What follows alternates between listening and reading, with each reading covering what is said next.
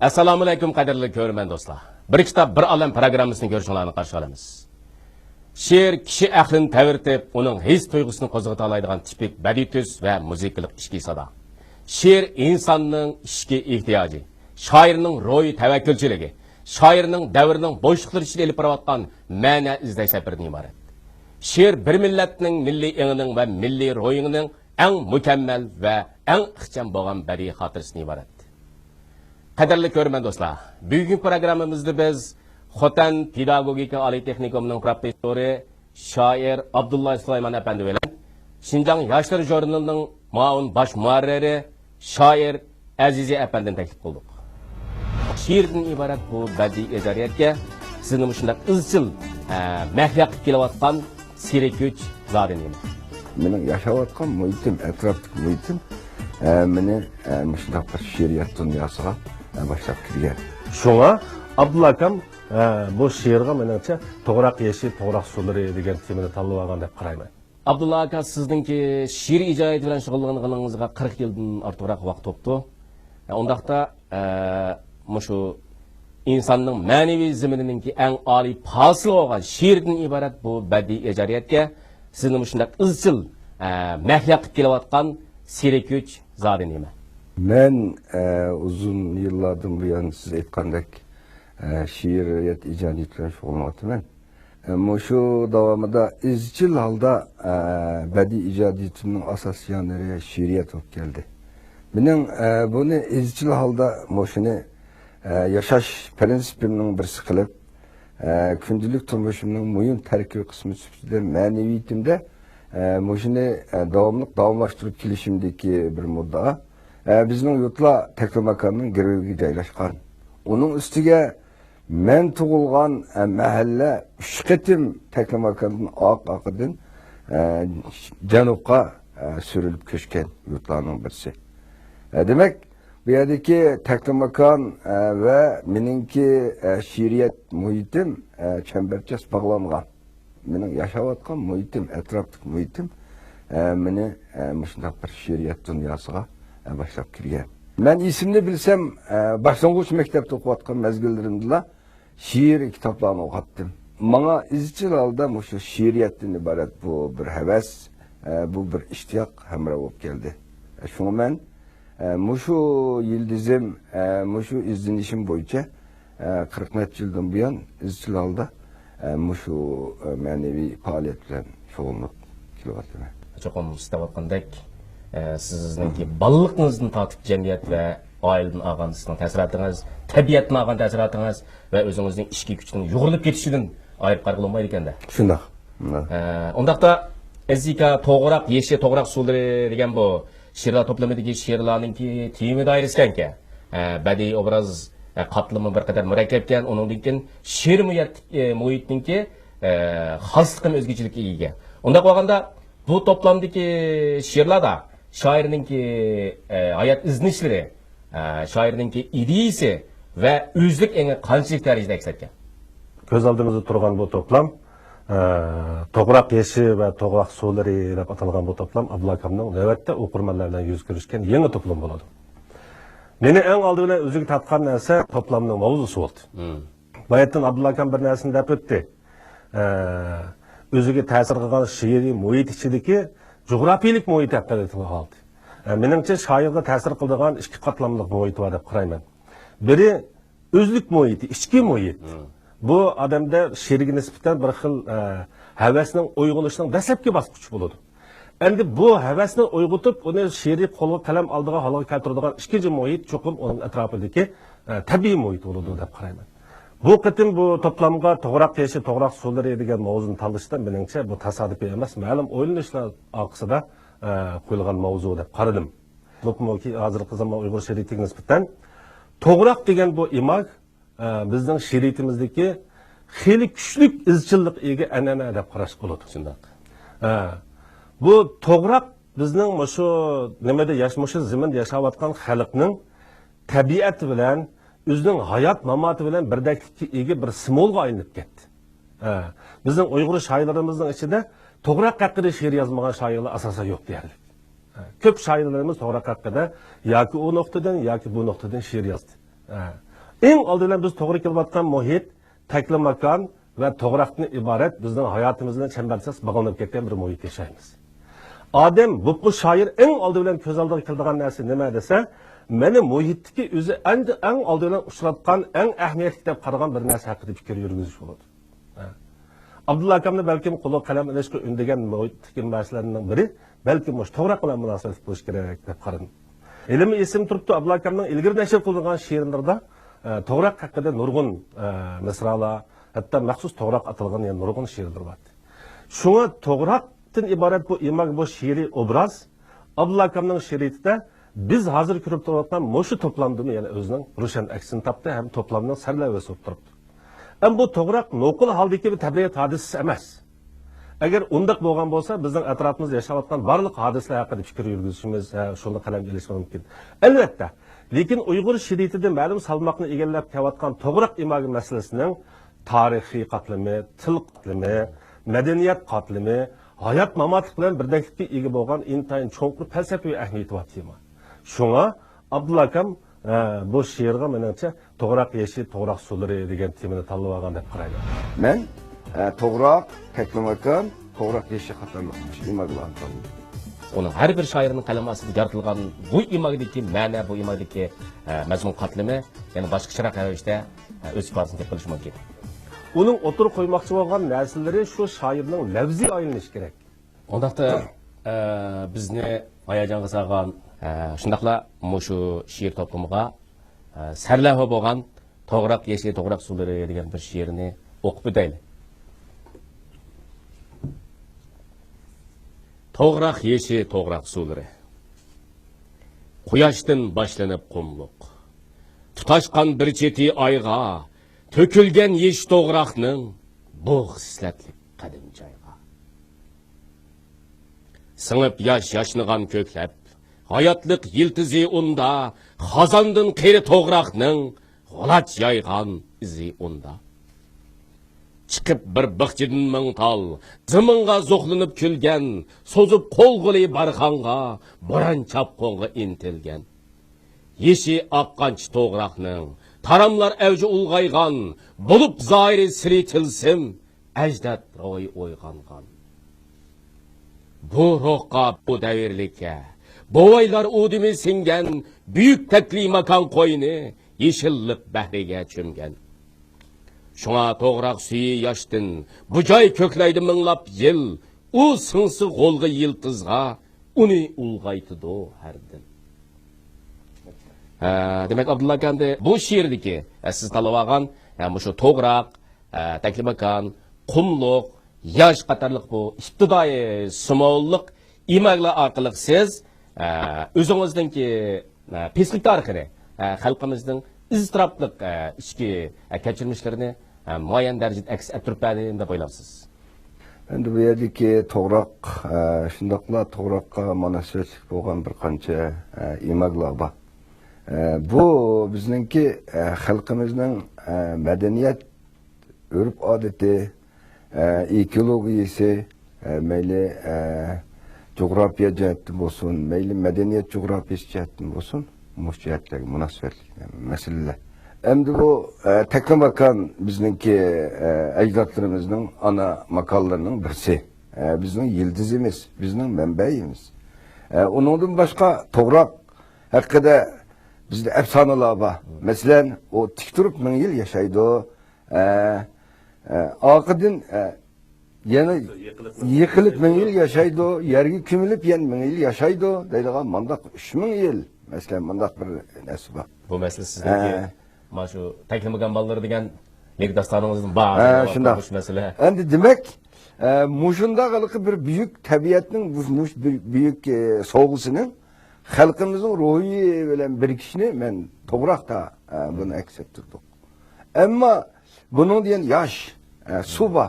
Albatta bu xalqninki mushu yashash faoliyat jarayonidagi ekologiya va hayotlik haqidagi mushu izlanishlarga mushnas yosh bu emgak mevisi turli xilqi tabiat hodisasi bilan bo'lgan kurash ijtimoiy jihatlarning hammasi aks etgan. Şuna bu yerde toprak yeşil degenimiz biri zemininki muhabbeti. İkinciden halkımızın tabiatki olan muhabbeti. Şu arkalık halkımızın tabiat bilen insan birliğinde hayatını devam kıldırıp kelgelligi. Tarım medeniyetinin beyit kallığı ibaret. Bu bir cipsilaştırış. Bu kaçka men toprak, teknomakan, toprak yeşil katarlıkmış. İmagılağını tanıdım. Demek ki benim müşahedeki noktam umumen halkımızın kaygısı, şatlığı, olanınki büyüğünü, kelgüsü hakkındaki tatlık ormanları müşahedede eksetti. Gerçi o yukarı kıymakla Azize'ka annevi hemen tanıştık olan opçisi moğulluk imakla oğunu bilen bu her şairdinki kalem aslında eksetse şu şairdinki onun singen işki tuygusu, kalp sadası müşahede ardışıp gelse onun her bir şairinin kalem aslında yaratılgan bu imakdaki mene, bu imakdaki mezmun katlımı yani başka şırak işte öz ifadesini tek kılışı mümkün. Toğrak yeşi, toğrak suları degen bu şiirler toplamındaki mezkur sallavelik şiir. Yani toğrak yeşi, toğrak suları degen bu şiir şundakla bu toplamınınki ahırga berilgen naiti lirik yani nadir dep qaralgan bir dastan taklimikan balları degen dastan. Onun başka yılqıla qaytqanda yolvastın köz yeşi, igir tınıqla, beş baç sürütem, qatarlıq bir-birlik muşu şiirler iztiraplık özlükün tanış jarayoni bo'lganmi qandaq Azizga? Buni albatta shundoq deb qarashga bo'ladi. Shoirning bir narsa haqidagi kuzatganlari, lekin temi bir bo'lsa-mu, uning hosilati o'xshash bo'lmaydi. Birinchi bu qilmaydigan narsa. Ikkinchidan endi mandaqcha aytganda shoirning bir hayotidagi she'r yozish jarayoni ma'no izlash jarayoni bo'ladi. O'zlikni izlash jarayoni bo'ladi. Aldı bilen şairinin tabiatga, jamiyatga, odamlarga aytadigan so'zi o'zining qalbidan bilan chiqish kerak. Vijdonidan chiqish kerak. Uning o'tir qo'ymoqchi bo'lgan narsalari shu shoirning lafziga aylanishi kerak. O'zi bajaradigan narsa bo'lishi kerak.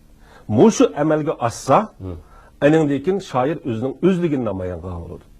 Amaliyotda shoirning har bir parcha yozilgan she'ri o'zlikni izlash jarayoni bo'ladi. O'zligini namoyon qilish jarayoni bo'ladi. Mayli bir shoir, mayli boshqa har qanday bir shaxs bo'lsin, o'zining hayotidagi o'zlikni izlash jarayoni mangu oxirlashmaydigan safar.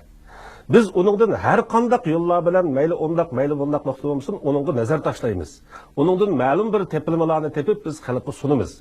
Shoirning ko'zatadiganlari o'zlikni izlash jarayonidagi o'zi erishgan tasodifiy bir chekindilar, uchqunlar qalbni larzaga soldigan kichikgina bir nuqtalar orqali hatto bir she'rining ichida faqat birli so'zlar shoirning yurigidan chiqqan bir nimaga kepillik qiladigan alayda ma'no qatliqga ega bir so'z bo'lib qolishi mumkin.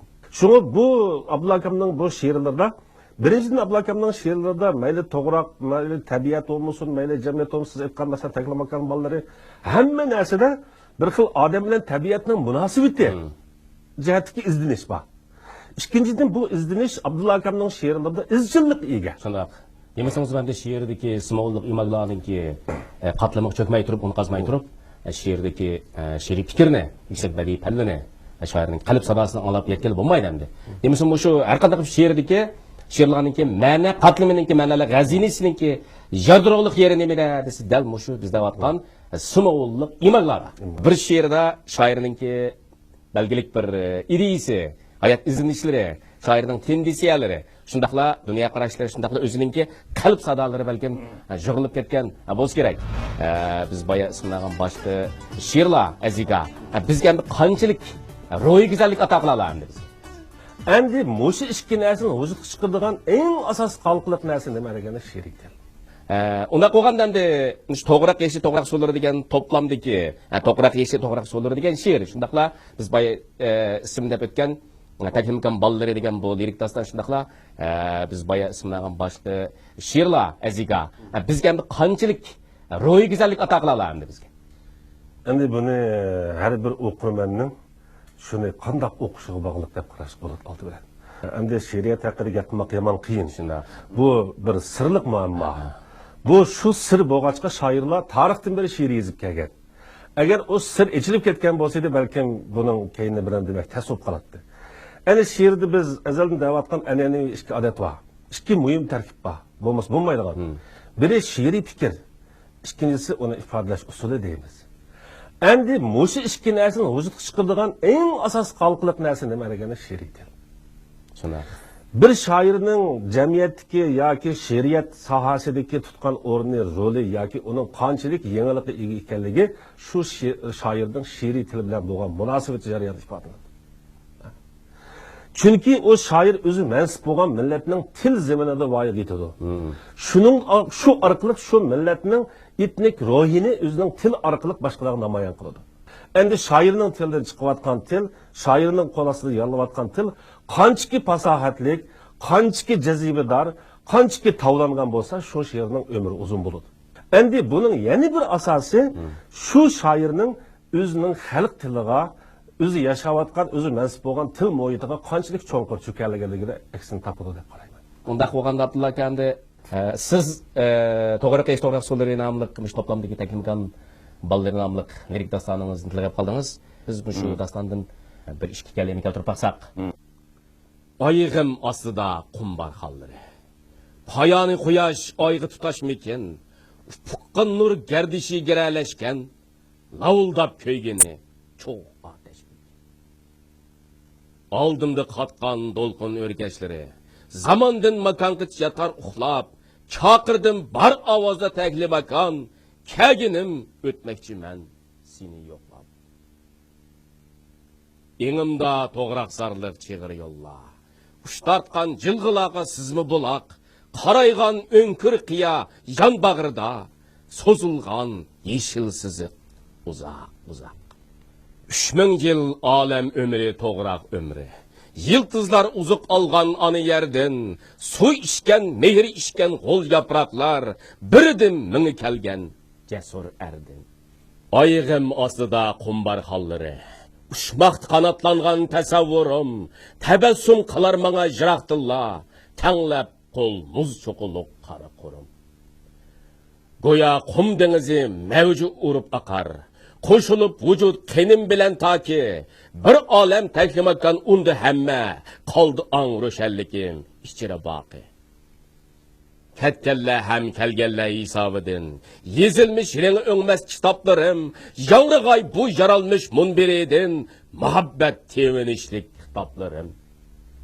Tabiat bilen insan birlikide. Tünügün bolgan bular etimiz hem. Bu sadakatlikке, bu muhabbetke. Bolğusi ebedilik ruh mücessem. Ezikamda sizin sorap baksam şu Abdullah Süleyman'ınki şiriyetki bəd'i məsuliyeti ve burç duygusu qandarak derecede cari olub geldi. Ba'zida tam sudumu quyoshning aksine ko'gil bo'lgan o'xshash. Biz uchratgan Abdulla akamning ishlarining ichidagi g'ilpalla ko'zga tashlanib turadigan, odamning ko'zini chaqnatib o'tadigan misralardagi badiiy balog'atlar Abdulla akamning badiiy jihatda she'rni izchil tavlashga, izchil yuqori ko'tarishga, o'zining badiiy mahoratini eng keng doirada, eng yuksak darajada ifodalashga tirishib kelgan shoirlarning biri. Odatda til deganning yuksak darajada boy an'anaga ega bo'lgan bo'ladi. Ammo zamonlarning o'tishi bilan shu tildagi ma'lum tarkiblar unutilgan, tashlanib ketgan bo'ladi. Endi shoirning eng zo'r aloyligi nima bo'ladi desa, unutilib ketayotgan söz alaylıklar, qimmatlar, ba'zi badiiy balog'atlarni yangi bir avlod o'qirmanlarga yetkazish orqali she'rning badiiy mahoratini oshirgan ahvol bo'ladi. Ikkinchisi, yangi imaglarni, simvollarni, yangi ma'no qatlamligiga ega ba'zi so'zlarni yasash bo'ladi. Bu orqali shoirning badiiy mahoratini ko'rib olgan bo'ladi. Shoirga nisbatan agar she'r yozishga da'vat bo'ladigan bir tuyg'u bor deyilsa, bu faqat ilhom. Shoirning ichki dunyosidan urg'ib chiqqan bir samimiy tuyg'u. Agar o salli soxtalikqa aylansa, salli yuzakilikka aylansa, o she'r yozilgan bilan birinchidan shoirning qalbiga vakillik qila olmaydi, ikkinchidan o o'zining she'rlik nimasini saqlab qola olmaydi, salohiyatini saqlab qola olmaydi. Biz tarixdan bundoq bir o'ylab ko'rsak, biz ko'rayotgan Mangu tosh obidalari, onundan keyingi Yusuf Xas Hacibning dastoni, Alisher Navoiyning she'riy asarlari va keyingi tajalligicha bo'lgan klassik va she'riyatni nazarga olsak, ajoyib bir narsaga duch kelamiz. Birinchidan, bu davrdagi mushu uzun tarix davrida yozgan shoirlar faqat bo'lishini tayin. Yanımı nurgun şairlar, yanımı köplep şairlar, hatta onunla artık eserler yazgan bo'lishi kerak. Bir qism yozgan narsalar zamondan, xalqlarning o'qishidan, qabul qilishidan qattiq o'zligini yo'qolgan. Titrab turolmagan. Avlodga yetmagan. Endi mushu nuqtadan biz she'r yozamiz. Abdullah Soyman she'r yozadi. O yazgıcı bo'lgan orliqda o she'r Abdullah Soymanga tava. O qog'ozga chiqqan kunda boshlab Abdullah Soymanning ismida e'lon qilinsimi, lekin uning mulki bo'lmay qoladi. Endi uning qanchalik dastlab turishi, o'qirmanning qalbiga qanchalik kiralishi, kishilarning qancha muddatgacha, qancha zamongacha kishilarning yod elishi nimasiga, esiga erishalishi shu she'rdagi badiiy muhit bilan birga, shu she'rda o'tirib qo'yilgan she'riy fikr bilan munosabat. Masalan, men To'g'raq yeshi, To'g'raq suvlari kitobi degan bu to'plamda damalliq ben o'zimga alayda yangi tuyulgan. Mushu she'rlar har xil sinoqlarni o'talaydi ekan deb qaragan, masalan, Eg'ir nafaslar degan bir turkum she'rlar. She'rlarda bir xil ma'naviy hissiyot bilan aqliy tafakkur birikib ketgan. Uningda turmush, hayot, felsefe, medeniyet tipleri özara birikip ketken şiirler. Anında kalsa üzük tiniqlar, hayat monologları, muhabbet namı qatamlıq şiirler, Abdullah Akam'ın muşu toplamdaki şiirlerinin içindeki vekillik karakterik ega. Abdullah Akam'ın şiiriyet enelisiga alayda vekillik kılalaydigan eserler dep qayman. Elbette bir adamның dettiği şiir okuş hakkındaki közü tüşü, mulayis okşaş bulmaydı. Lekin, eğer şu şiirde o'qirmanni hayajonga salalig'idek ashinchlik ilmat bo'lsa, o cho'qim avlodga yetib boradi deb qarayman. Mana bu she'rning hayotiy kuchi, mana bu shoirning hayotiy kuchi. Endi shu o'qirmanlarni qayliq qilishda tayinlagan shu chiqish nuqtani biz nereden keladi deb aytamiz. Demek endi bu yerdik mesele shu she'r muhit ishidagi she'r fikrini tutish. Millatning tili shu millatning ma'naviy yiltisi bu. Ondan Abdullah aka sizningcha shoirninki she'rlarda kishilarning qoyillik qilishda tayinlagan chiqish nuqtasi nima bo'lishi kerak? Men o'zimninki uzun yillik shu she'riy ijodiyat amaliyatidan qaraganda jazman she'riy hissiyot, ya'ni she'riy fikr bo'lishi lozim. Endi men hozirgi chiqayotgan she'rlarni o'qiyman, she'r to'plamlarini qizg'inlik bilan o'qib ko'raman. Meningcha bo'lgan vaqtida bu she'r deganning o'zi zavodni qo'ygandek qishni qilib bilan chiqayotgan narsa emas. Gerçi uning muayyan vazn, qofiya, turoqlari bo'lsa-mu, mushunaqaligi shakllar bo'lsa-mu, ammo uningdagi jon, uningdagi qon, hissiyot bo'lishi kerak. She'r fikr bo'lishi kerak. Mushunda bo'lgan vaqtida uningdan bu she'rlar zamondan o'qiyalaydi, makondan o'qiyalaydi. Mening qalbimda she'riy hissiyot bo'lmasa, uyg'onmasa, men qo'lim qalam olmadim. Nurg'un tavlashlardan o'tkazdim fikrlarni, mush asosida undan keyin she'r vujudga keldi. She'riy fikr, she'riy hissiyot oldin qilam aytgan, bundan keyin shunday bo'lish kerak. Jazman she'rning jini. Shunda bo'lgan vaqtida yangicha narsa o'qirmanlarga sunuldi. Shuningga amal qila olsak, undan keyin she'rlarimiz yaxshi bo'ladi.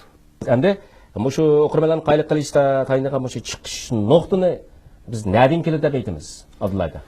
Albatta biz adabiyot nazariyasi nuqtasidanmi, hozirgi real dunyo nuqtasidanmi, yashayotgan jamiyatimiz nuqtasidanmi bu ijodiyatning bo'ligi turmush, reallik. Biz yashayotgan mush makon, mush zaman bundan keladi. Lekin bu yerda nurg'un jarayonlar bor. Xuddi guhar yotidi saydi tunmasang nima foyda degan o'xshash. Bizda she'riy fikrni, she'riy hissiyotni bayqaydigan odamlar, uni nozik tavlaydigan mushtaq so'z ustukorlari o'tgan. Undan boshqa bizda odatkicha she'rlarni yozib o'tdik. Demak endi bu yerdik masala shu she'riy muhit ishidagi she'riy fikrni tutish. She'riy muhitga o'zimizni pişkirlep özümüzü etiş, türgüzüş. Şu asasıda onunki şiir yazış. Bu hem de bizdenki şiiriyetimizdeki çıkış yolu. Azika sizden yana bir savol so'rab baqsam, men shu she'rda bir millatning xosligi qanday aks etishi mumkin? Şiirde milletin hasligi aks etmeyi mümkün emas. Lekin onun qanchalik darajada qandoq aks etishi shoirning e'tiqodiga, shoirning hissiyotiga, shoirning tarbiyalanishiga bog'liq. Bu hissiyot orqali belgilangan narsa bo'lgandan keyin, uning yozayotgan narsasi baribir shu millatga tava narsa. Millatning tili shu millatning ma'naviy yiltisi bu. Uning psixikasi, madaniyat qatlami, tarix qatlami, urf odat, boshqa hamma narsani bog'lab ketgan bo'ladi. Demak, u yozilgan she'r yana ma'lum jihatdan aytganda shu millatning o'ziga xos ba'zi aloyiliklarini shuni ifodalaydi. Endi bu ba'zida ro'shan, ba'zida cho'nqur, ba'zida yomon yuzaki bo'lishi mumkin. Lekin uning shu she'rning ro'yida baribir shu millatning qini oqqan bo'ladi. Bu yerdeki şiiri muhit, şiiri terbiyeleniş, bu nayt mühim mesele. Yani la, bireylik yazıkçılık kılıvatkan adamga, yani şairga, ikinci biri onu sunulan okurmenge. Okurmenler katılmadı mı? Aslında bırakın neyse. Bu uzun yıldan bu ya şunu devam kılacak, şunu hezim kılalaydı. Başkalarını asasen hezim kılamaydı. Üzünün nesli aylandıramaydı. Abdullah aka, qanday she'rlarni biz tarixdan halqiy oladi deb qarasak bo'lar. Şimdi şiir degenin özü bir ruh, şiir degenin özü kan, şiir bir bütün hareketten ibaret. Bu zaman makandan halkaydıgan şiirler, umumen Çin hissiyat bilen, sadıklık bilen, buruş duygusu bilen, mesuliyet duygusu bilen yazılsa, onun deyiki zamandan halkayalaydı. Bir yerde Nait Nurgun eserler çıktı, yazıldı. Endi bunu zaman makan noktasından bazı neslerini düşünümüz. Benim karşımca şu etiq bilen yazılgan, mesuliyet duygusu bilen yazılgan şiirler zamandan halkayalaydı. She'r tasavvur dunyosi, muhabbat dunyosi va fasohat dunyosi. She'r tarixining uzun bo'lishi qarmay, u mangu yap-yoshdir. She'r bahar bilan ma'nodosh. Qadrli ko'rman do'stlar, she'r haqidagi gaplarimiz mangu uzilib qolmaydi. Bugungi suhbatimiz mishat oxirlashdi. Xayr, xo'sh, salomat bo'linglar.